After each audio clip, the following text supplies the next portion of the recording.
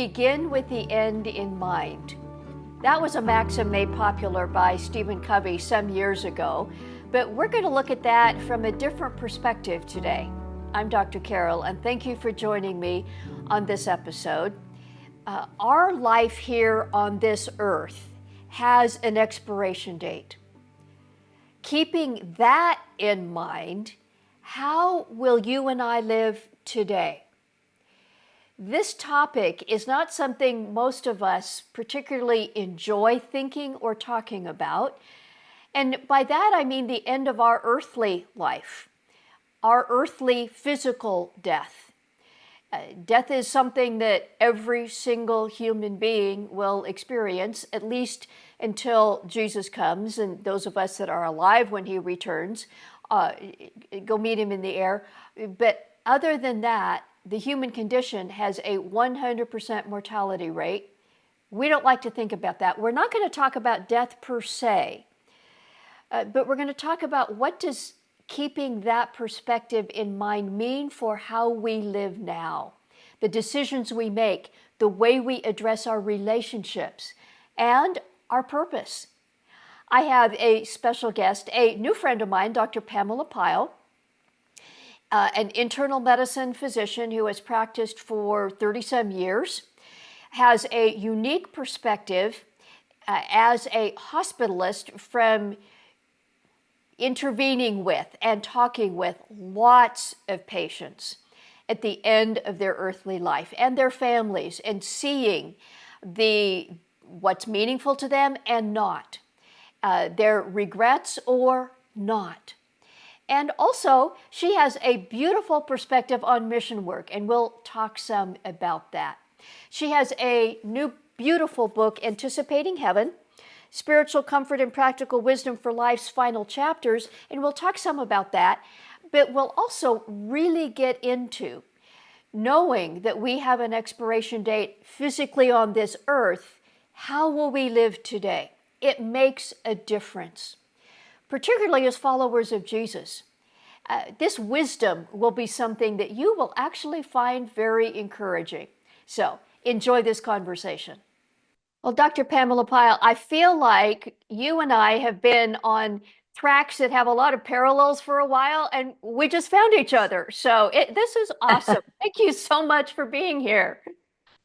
I am so delighted to be with you, Dr. Carol, because um, when I met you just recently at NRB, I Yeah. was just so moved by how I do feel like we're at the same heart and the same um, desire to help people in a new format from our medical careers.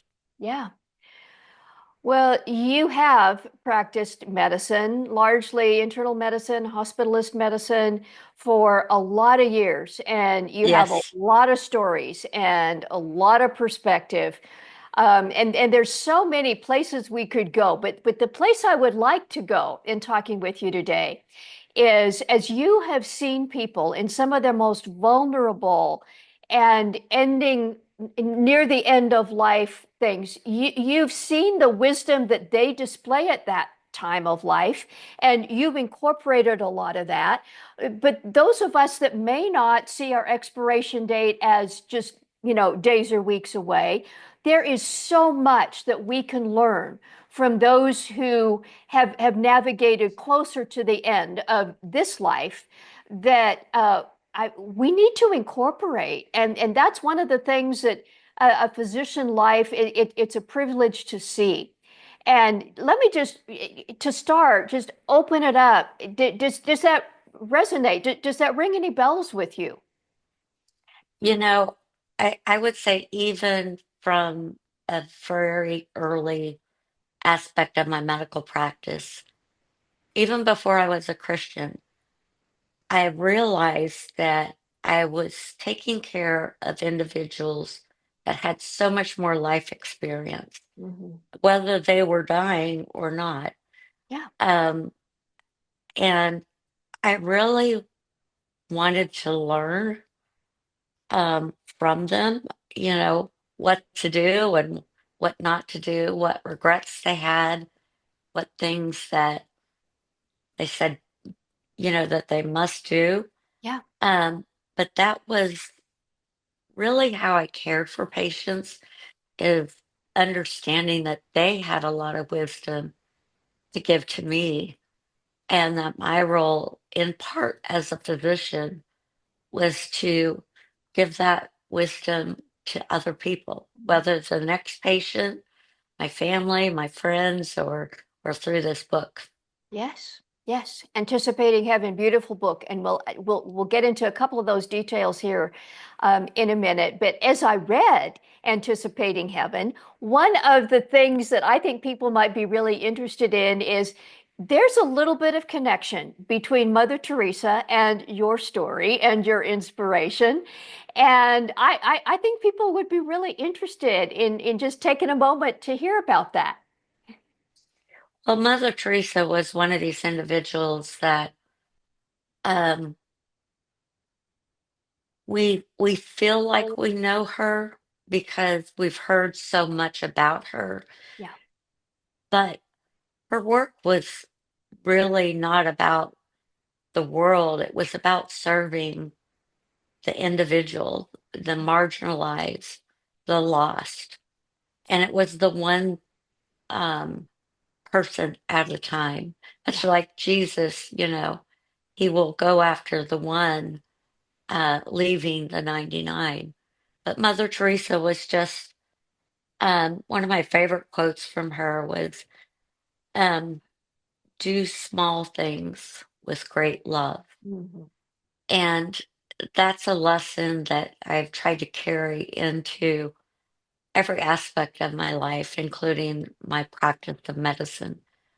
But how I'm connected to her, which is really a peripheral connection, but also a heart connection, is an attorney. His name is Jim Toohey,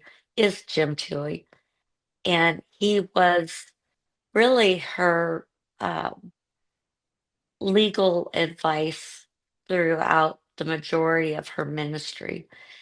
And he also learned a lot from her, and very directly. And one of the things that he really learned from her is the power of human dignity, and Mhm. how to have that even in the worst of circumstances, but also, as we age and we become ill, we Yes. sometimes think that we lose our dignity.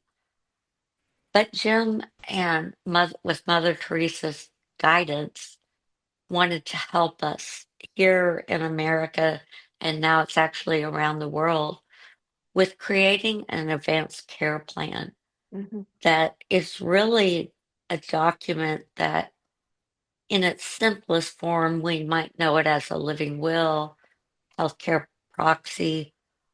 But in the case of Five Wishes, it's really meant to reflect more than that. In fact, it's called the plan that has a heart and a soul. Mm. And its purpose is to help us maintain our dignity, even in our illness, even in our dying, and in our death, but also to give us guidance of what to choose and what not to choose, and then what our family should do if we can't speak on our own behalf. So I've been a big fan of Five Wishes. They are a nonprofit. I don't get any income from recommending them. But I talk a lot about it in Anticipating Heaven. And really, anyone, and particularly if you're young and healthy, that's the best time to go through that process of exploring what you think about death, what you feel about death, and then how to plan for the unexpected. Because the truth is, the unexpected deaths, the out of order deaths occur every day Yes. and in every way. And Yeah. so by doing this journey, you will be so much more prepared. And in the event that you can't speak for yourself, your family will know exactly what you want. And so your autonomy will be felt even up until your last breath. And that's so, so important. As you talk about that, I reflect on how Jesus treated every human being with dignity, even those that in his day were certainly seen as not having dignity in themselves, but he really did. And I know, that you and I, as physicians who have seen people in those moments of extremis, and where on the outside it's certainly not the kind of being that they would have wished for themselves at that moment, maybe at the end of life Hmm. or very, very ill, um, to just fully embrace that there goes a child of God, whether that is you or a loved one or someone else. This is a person made in the image of God. And as C.S. Lewis would Hmm. say, you have never met an ordinary human. That very person in eternity, if they're in heaven, it's going to be a glorious creature that you couldn't even imagine right now. So this is True. much more than just the moment. It is. And one of the things I really talk about when we're caring for an elderly loved one or a neighbor, um, or someone with dementia, as an example, they may seem, in terms of their mental capabilities because of their disease, like a 2-year old, but they are not a 2-year old Yeah, uh, in a shriveled bodysuit. There's a part of them, and oftentimes, even in the most advanced dementia, that they're still there. And how we learn their language is a way that we can respect their dignity up until the very end. And also, making decisions for the end of life that avoid aggressive measures that really don't change the outcome. They just increase the suffering. Most people want to die at home and surrounded by their loved ones. yeah, But too often, and especially in the Christian demographic, they are more likely to choose aggressive end of life care than any other demographic. So we need to be proactive yeah, in what we want and when to say we're ready to stop, and make sure that our final days, months, sometimes years are filled with love instead of chaos and fear yeah, that always accompanies a hospital stay. yeah. In looking at some of those realities and what that can teach those of us who may not be at that particular moment of life yet, um, it, it occurs to me that the things that are important uh, to people as they look back on their life, if they know they're coming near the end, when they look back on the life, the things that they value most are often the things that those of us earlier in life might pay lip service to. But if you look at our schedule or our bank account or whatever, we are not investing as much in those most important things as those looking back might say. My priority list would be different if I could go back and look at and live some of those seasons again. That is so true. And in fact, the number one regret that dying patients have is that they didn't live the life that they could potentially have lived. Yeah, And that's so sad when you think about that, because we all have the ability to make choices. How we spend our time, how we spend our money, what we want at the end of our life, what really matters. yes, And the truth is, if we don't think about it, life is so short. In fact, Billy Graham was asked in his 60s what was the most important thing that he had learned in his life at that point, and he said, the brevity of life. Hmm. And I'm also in my 60s, and I I feel like it's New Year's Day and then July 4th and then Christmas, and it's happened so quickly. Yes. And Yeah. and one of the things that came from the patient that inspired the book, who on the day before her death told me, it's okay, it will be a good death, is one, she was confident of her destination. But it made me begin to explore, even though I had been around the sick, around the dying, and around death for over 30 years at that time, I'd not really put it in the context of my own life. Hmm. And really thinking about, well, will I be able to have that boldness to say it's okay, it will be a good death? I know my destination, but am I living my life?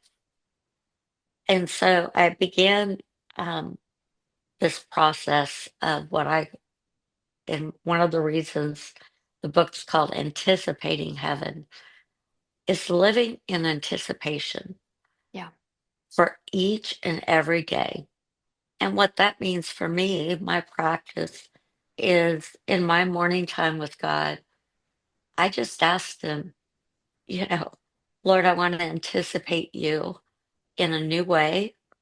I want to anticipate sharing the gospel with someone you place before me. I want to anticipate when someone is suffering, let me have eyes to see and ears to hear. I want to anticipate joy. Um, and because anticipating heaven can seem like death, it can seem so far. But the truth is, we're told the kingdom of heaven has already come Yeah. and is yet to come. So, how can we anticipate the kingdom that has come?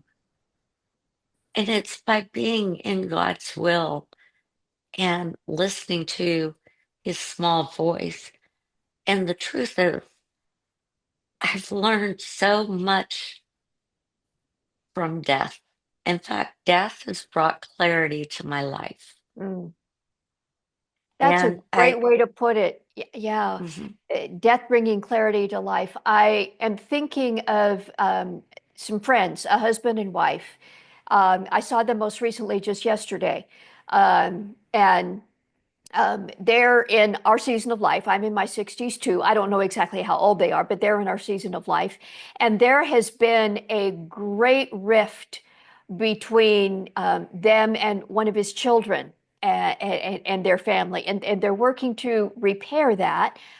But it makes me think about clarity on life now and relationships. We mhm. call this podcast Relationship Prescriptions.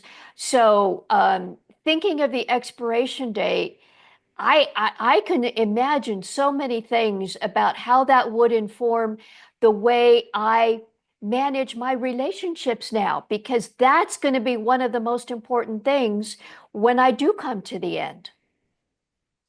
You know, it's one of the most important things, and it's also one of the reasons that people don't die well Yeah. is they have unforgiveness Mhm. or they want to be forgiven and have yet to receive it. I do a lot of work in Rwanda, and for those that may not know the story of Rwanda, in 1994, over the course of 100 days, uh, over 1 million people were killed, one tribe killing another. It's called the Hutu genocide against the Tutsis. And the thing about it is there were only approximately 9 million people who lived in the country at the time. And there was so much devastation and so many external influences, including the influence of pure evil Yes. that resulted in neighbor killing neighbor. And what has been the remarkable story of Rwanda since then is the power of forgiveness. And they began a few years after the genocide with community and village courts where the perpetrators would have the opportunity to come before the surviving victims and ask that they be forgiven. And if they were forgiven, then they would be released from prison Mm. to return to the community. Mm. And many times, in fact, the majority of times, that perpetrator would become a part of the family of the victims and would help care for them and help care for their property because it was a fatherless generation. Mm. And the only survivors were the male perpetrators. So if we can look to them as an example of the power of forgiveness, Yeah. why can't we forgive each other in our family feuds, in our nation's feuds? You know, life is short. Yes. Yes. And the one thing that is the most important thing is love. And God calls us to love our neighbors.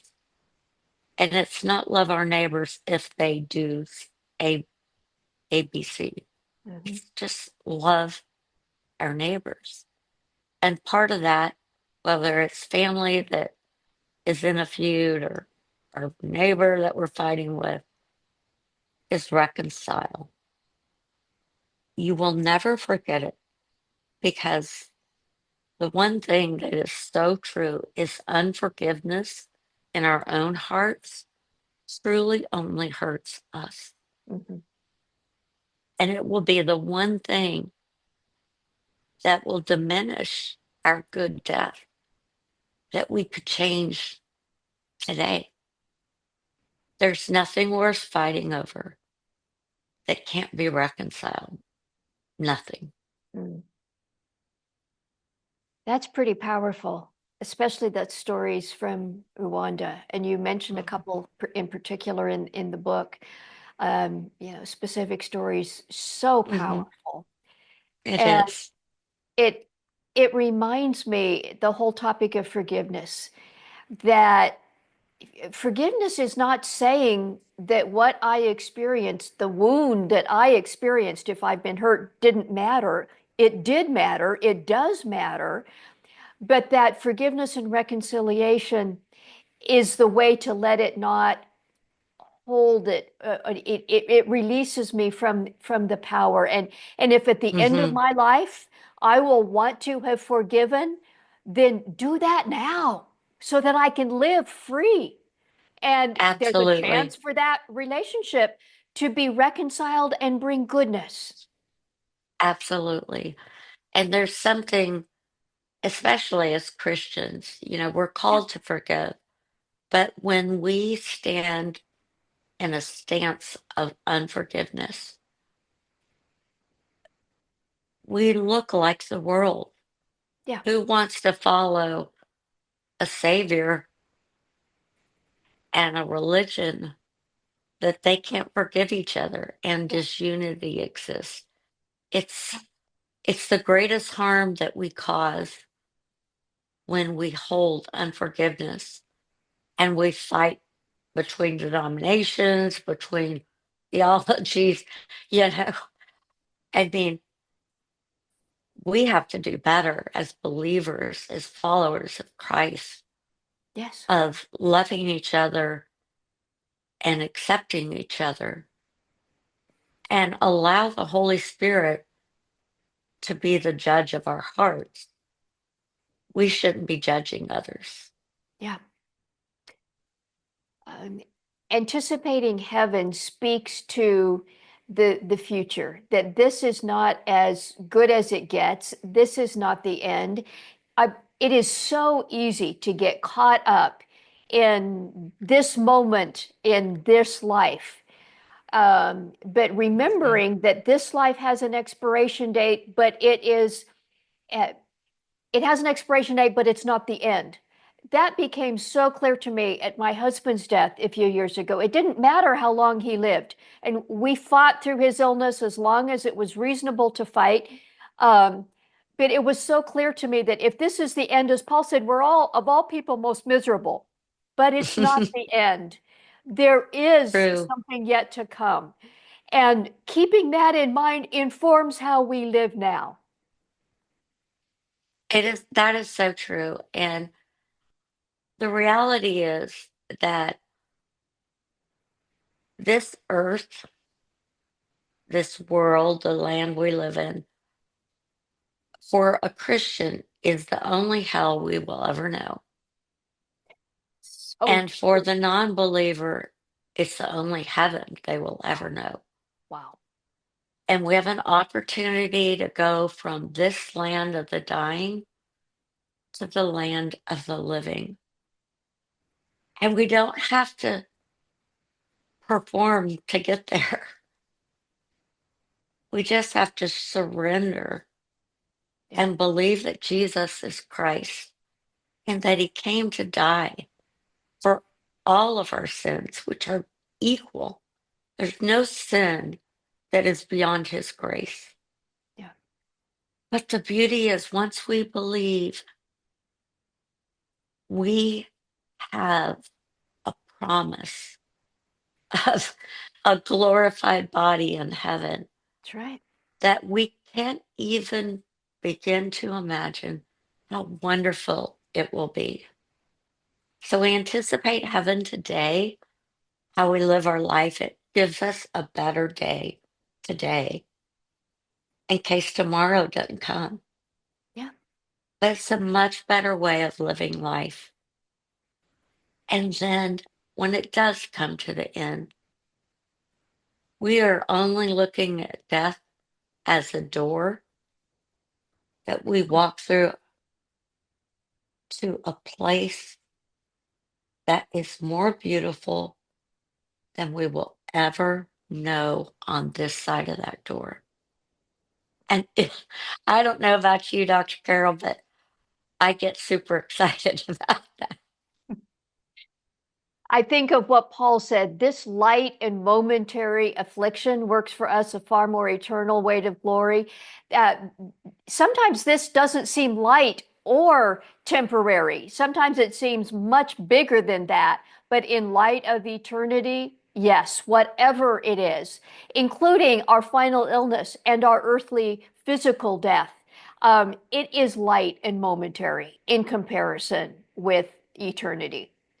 Yes, Absolutely. yes. Um, Dr. Pyle, you've mentioned Rwanda and you've mentioned that you've done mission work. I would love to take just a couple minutes to hear more about that. There's something about seeing the broader perspective of, first of all, how other people live and their needs, and then their gratitude with things that they can experience. Just talk a little bit about how God stretched you there and what your mission work in Rwanda Hmm. has led. African New Life Ministries, I believe. Yes. So my first trip was 2009, first mission trip. And after doing a week of medical work in a church, um, and seeing conditions that would be so treatable with appropriate care or enough care, like my heart was broken, but also I experienced just this beautiful, beautiful people.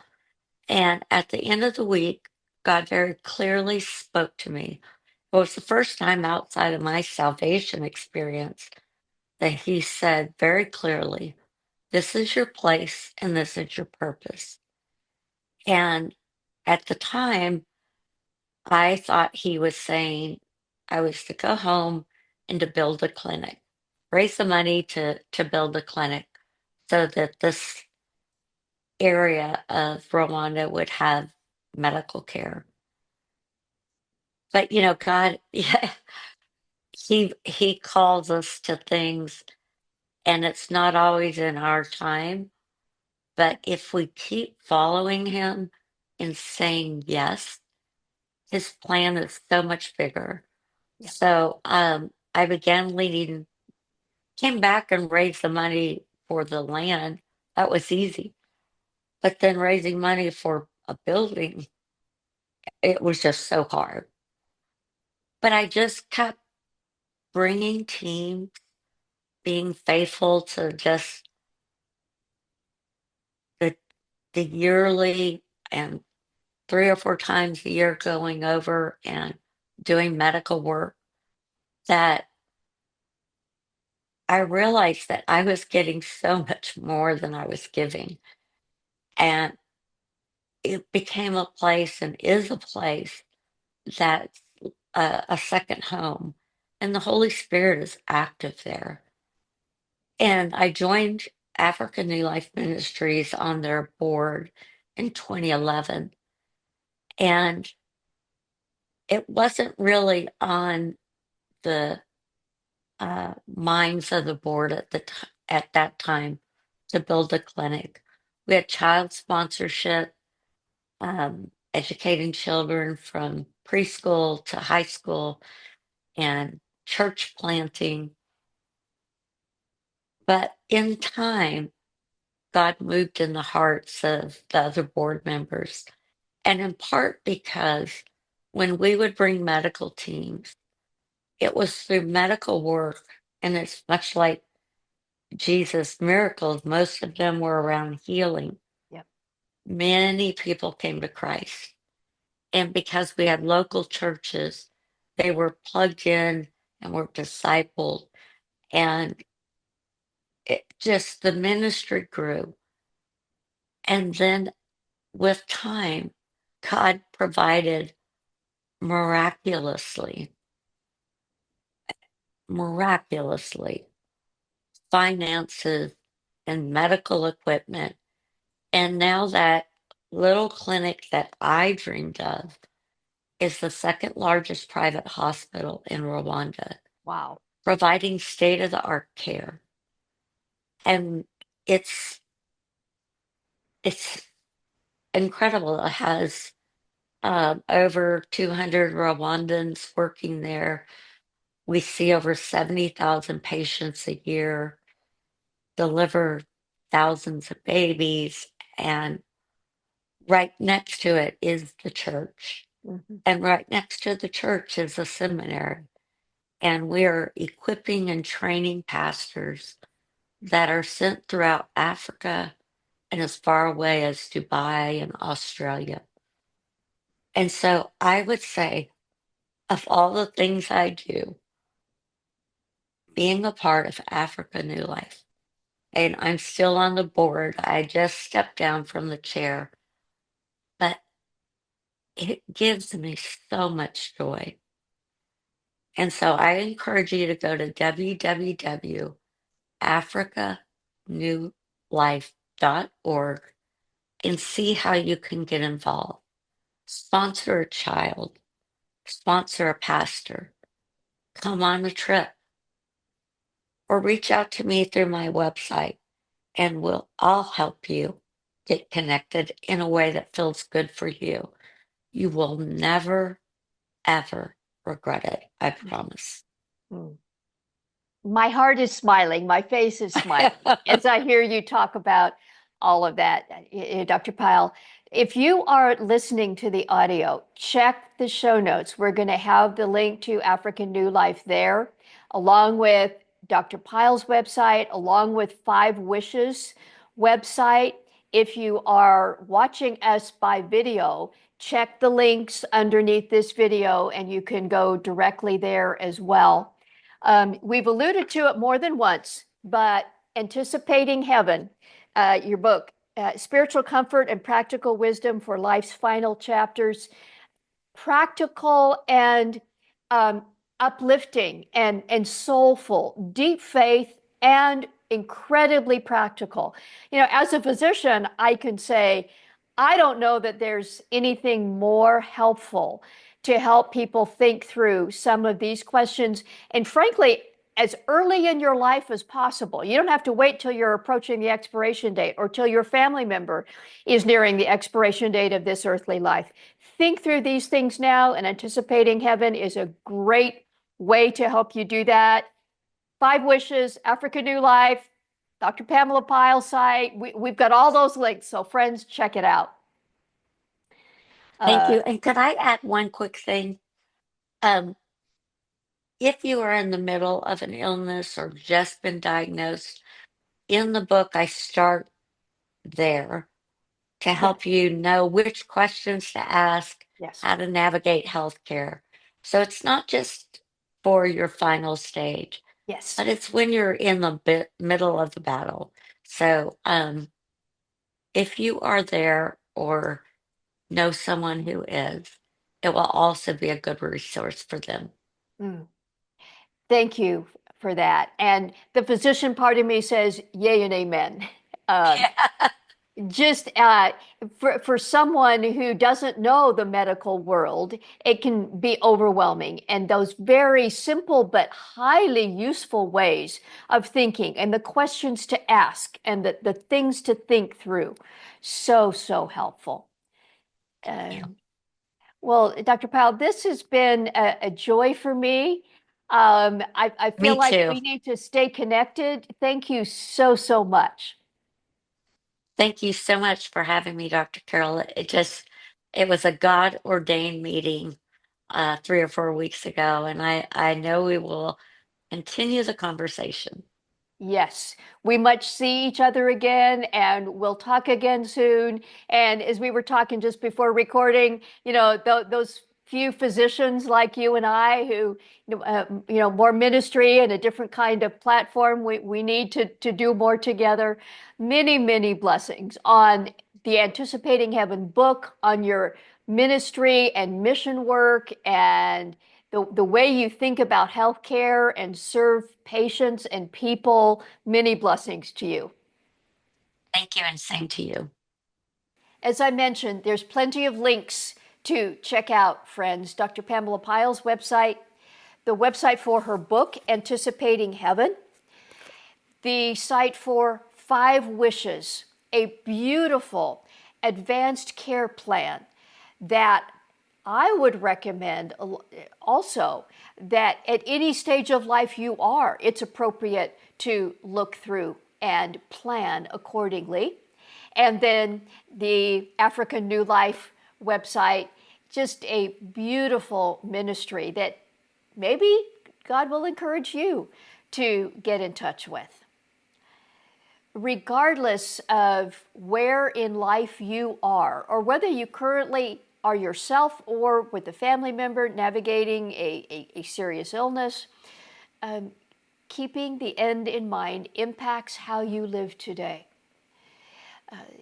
In the decisions, in how you relate to the people closest to you, most of all, your family, your closest friends, and in how you relate to God. When you do get to the end of your life, what will you want to look back and be able to say is true? Do you need to forgive, as Dr. Pyle was talking about?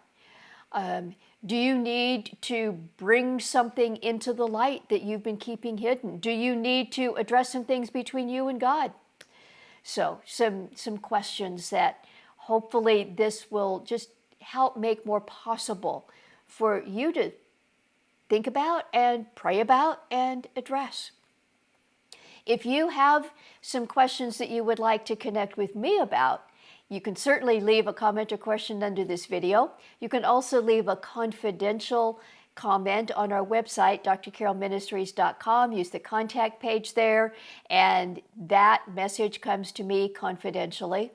One of the things that I want to remind you about is our in-person intensives that we have been holding now for a little while and are now doing so in our beautiful new location we call Transformation Place. If you are dealing with some hard places in your story, especially your sexual story, this can be an amazing experience to find healing and experience Jesus coming into your story. Check that out on our website, or I'd love to talk with you about that. Thank you for being with me on this episode again. Make sure you're subscribed so you can get our material every time we put it up every week. And until next time, may God bless you.